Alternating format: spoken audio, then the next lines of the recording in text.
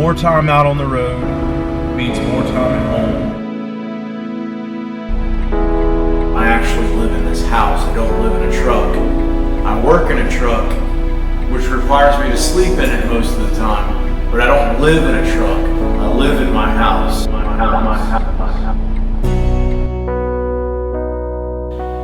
Sometimes it's just hard to get out on the road, and you miss being home, you miss your family, and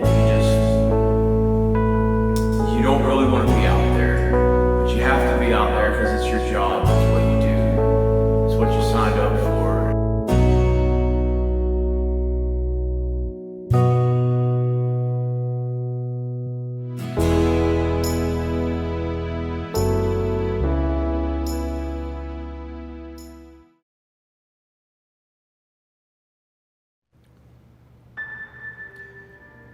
So, about a year ago, I published a video entitled First Massive Step to a Major Lifestyle Change.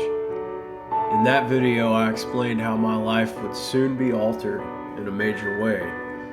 As I go back now and watch that video, I am pretty awed at the almost prophetical words that were coming out of my mouth, especially as I described the objectives of truck driving and what I would endure as I, quote-unquote, got used to doing it. In the beginning, I had an outside perspective of what I thought it was all about, judging by information that I had gathered from several sources in my many years of fascination with the trade. At that point, I was ready, willing and able to throw all I had into diving headfirst in a new career.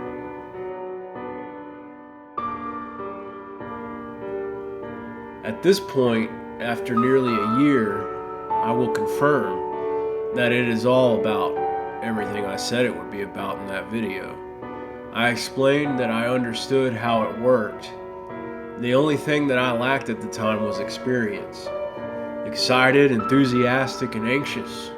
Oh, how naive I was from day one, like a toddler in a toy shop. I stood in awe and amazement as I heard what various companies had to say to newcomers at the school I attended. Shiny new trucks, flexible scheduling, adventure, opportunity to move up, and $55,000 of income my first year over the road. Unreluctantly, I chose to buy in and do the dance to their tune of promises of a better life and financial stability.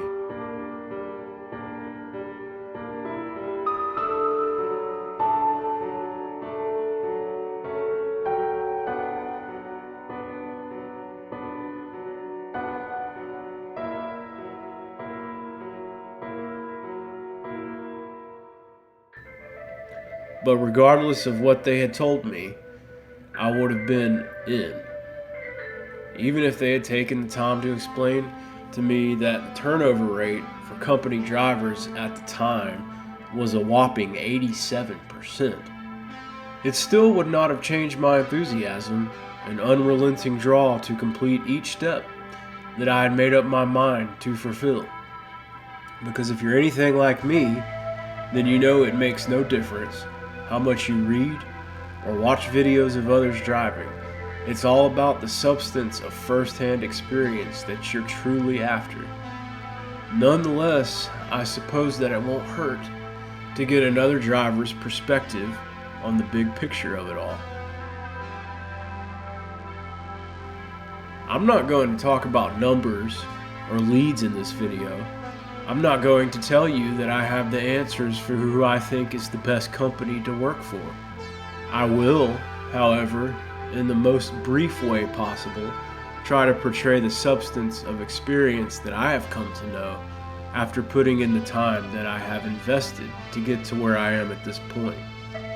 Which some would say isn't much, but after considering the numbers, that 40% of new drivers will quit after the first 90 days, I have identified myself as somewhat of a survivor. At first, If you're like I am, you'll find driving to be an addictive challenge full of surprises and twists. It will leave you puzzled and exhausted, yet begging for more. In the beginning, it will seem impossible to do the simplest of things that established drivers pull off so easily. And judging by their response to your effort, most have forgotten just how difficult it really is. Just learning how to back up straight is a daunting task, not to mention double clutching, finding each gear, and parking. Don't get me started on parking. But if you're like me, then you'll understand that everyone starts out at a particular place. Just keep telling yourself that if others can do it, I can do it too. When you finally get it down, and you will, trust me, you will feel like you're on top of the world. But just like everything else, no matter how many tips you may get, the only real way you're going to learn is through experience. You have to establish your own connection with your vehicle, and no one else can stand between you and the feel of your rig. The journey of gaining full control is both appreciative and sacrificial, but we all know that it is, after all, just the beginning. Just like in life, if you want to run, you have to walk. And if you want to walk, you have to crawl. But unlike life, when you're a trucker, you realize that you're actually doing all three at one time. Because as soon as you're crawling, you'll be forced to run, and run you will. That's why from day one, you'll actually realize that at face value, what you'll be doing is actually the same thing that the million miler is doing. The only distinctive factor is running, and running well. And the only one who decides how well you're going to run is you. Every driver remembers their first 3,000 mile week. And that if stamina was for sale, it would be the highest bid object on the market. When you're a driver, you realize that you are a peculiar breed, and that your type is despised, yet needed. There is a sense of pride that comes with what you'll put yourself through. Which brings me to my next figure of the equation. Just like the paradox of balancing sight near and far, and seeing the big picture for what it is, and yet never allowing yourself to overlook the finest of details, comes the dance. Time, friend or foe, I still can't figure it out. All I know is that time is always in control. Time always gets to decide. It is the blessing and the curse all in one. Sometimes patient, time has been good to me, reminding me of how many times I've screwed up and have been given another opportunity. Yet time has also spread me out like butter and left me hanging over the edge. As a driver, as much as I would like to claim that I can manage it, time always has the upper hand. When you become a driver, you also become a navigator. But really, more than anything else, what you are is a timekeeper. And your existence will, like never before, become wrapped around time itself.